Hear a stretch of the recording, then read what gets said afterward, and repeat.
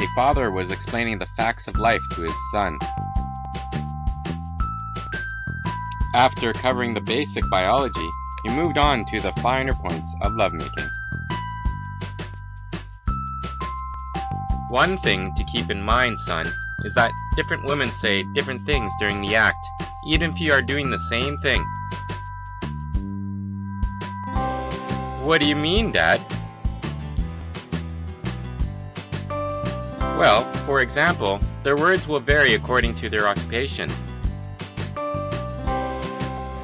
For example, a prostitute will tend to say, "Are you done yet?" On the other hand, a nymphomaniac will ask, "Are you done already?"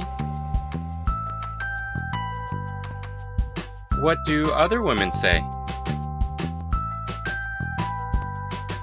Oh, well, a school teacher will say, "We are going to do this over and over again until you get it right." And a nurse will say, "This won't hurt one bit." I thought they said pull down your pants and bend over. That's a male nurse.